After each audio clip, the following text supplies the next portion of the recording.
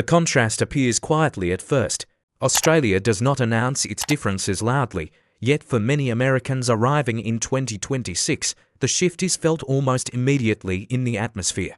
The streets feel less hurried, conversations seem less transactional, and daily life moves with a rhythm that does not appear driven by urgency. The environment gives the impression of space, not just physical distance, but emotional breathing room.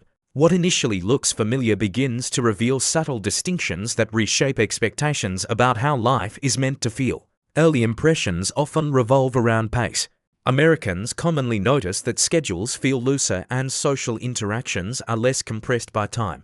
Shops close earlier, emails are answered without urgency, and weekends are treated as protected territory rather than negotiable pauses between workdays. This creates a sensation of calm that is difficult to define but easy to feel. The air of constant optimization present in much of American daily life appears muted here, replaced by an unspoken agreement that not every moment must be productive. Social tone becomes another early marker. Australians tend to communicate with understated confidence, rarely elevating status or achievement in casual conversation. Titles are minimized, hierarchy is flattened, and humor often carries a self-deprecating edge. Americans often observe that ambition exists, but is worn lightly, almost discreetly. Public spaces reflect this mindset. Beaches are communal rather than exclusive, cafes emphasize lingering over efficiency, and social boundaries feel relaxed without becoming invasive. Beneath these surface impressions lies a deeper cultural divergence shaped by values rather than habits. In Australia, balance is not framed as a personal achievement but as a social expectation. Work is important, but it does not dominate identity in the same way. Taking time off is normalized, leaving on time is respected, and burnout is viewed less as a badge of honor and more as a warning sign. For Americans accustomed to equating intensity with purpose, this can feel disorienting. Daily interactions reinforce this difference. In workplaces, managers are approachable and authority is exercised subtly. In neighborhoods, greetings are casual but consistent, creating a sense of low-stakes familiarity. Even disagreements tend to be softened by humor or understatement rather than confrontation. Over time, these small moments accumulate, creating an emotional climate that feels noticeably less tense. This early phase often leaves Americans sensing that something fundamental has shifted, even if they cannot yet articulate what it is. The differences are not dramatic enough to shock, but persistent enough to linger, quietly reshaping expectations about success, time, and the emotional weight of everyday life. As time passes, these impressions deepen into patterns that shape how life is organized and experienced. Many Americans begin to notice that Australian society places less emphasis on constant self-improvement and more on sustained well-being. Conversations rarely orbit around career acceleration or future milestones. Instead, attention drifts toward weather, shared experiences, or simple routines. This does not reflect a lack of ambition, but rather a different definition of what forward motion looks like. Public behavior reinforces this outlook. In urban centers and smaller towns alike, people appear comfortable occupying space without urgency. Lunch breaks are not rushed, and public transport feels less emotionally charged. Even during peak hours, there is a noticeable absence of the silent competition that often defines American commuting culture. The collective mood suggests that arriving calmly matters more than arriving first. Economic life also reveals subtle contrasts. While Australia remains deeply integrated into global markets, consumer culture feels less aggressive. Advertising is quieter, sales tactics are softer, and personal worth is less overtly tied to visible success. Americans often observe that displays of wealth are downplayed rather than celebrated.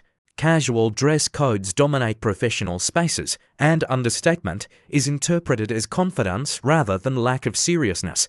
Social equality plays a role as well. Australians generally resist rigid class signaling, favouring an informal social contract where approachability outweighs status. This can be seen in the way professionals, tradespeople, and service workers interact with one another. Titles are rarely emphasized, and formality is often replaced by friendly familiarity. For Americans raised within clearer status markers, this flattening of social cues can feel both refreshing and unsettling. Over time, Even emotional expression appears calibrated differently.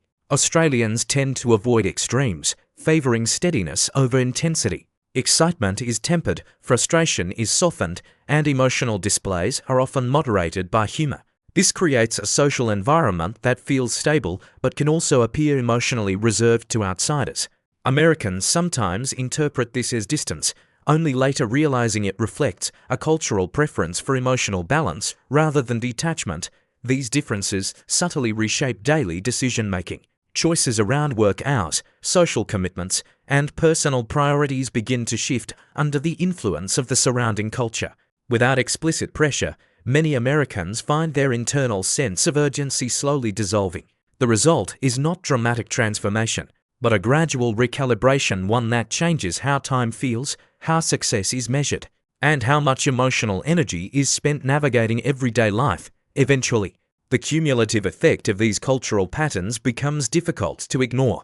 Many Americans find that the Australian environment quietly reshapes their internal compass. The absence of constant urgency creates space for reflection, and the reduced emphasis on performance softens the pressure to continuously prove worth. Life begins to feel less like a series of checkpoints and more like an ongoing state of being. This shift influences identity in subtle ways. Without constant reinforcement of achievement-based value, personal narratives begin to widen. People are less frequently defined by what they do and more by how they live. Leisure is not framed as escape, but as a legitimate part of adulthood. Time spent outdoors, with friends, or simply disengaged from productivity is socially validated rather than quietly apologized for. The natural environment amplifies this transformation. Australia's geography, its open coastlines, expansive skies, and ever-present horizon acts as a psychological backdrop that reinforces perspective. Nature is not something reserved for vacations. It is integrated into ordinary life. This constant proximity to openness gently counters feelings of confinement or acceleration that many Americans unconsciously carry. Over the long term, this cultural atmosphere alters emotional expectations. Stress does not disappear, but it loses its central role. Success is no longer imagined as a narrow ascent but as a balanced state maintained over time. For Americans, this can initially feel like a loss of momentum, only to later reveal itself as a different kind of stability, one that prioritizes sustainability over intensity. By 2026, these contrasts feel especially pronounced. As global life grows faster and more interconnected, Australia's quieter social rhythm stands out not as resistance to modernity, but as an alternative interpretation of it. The difference is not rooted in superiority or deficiency, but in choice about what deserves urgency and what does not. In the end, life in Australia often feels different to Americans, not because of what is present, but because of what is missing. The constant hum of pressure fades into the background, replaced by a steady, grounded tempo. It leaves behind a simple but lasting realization.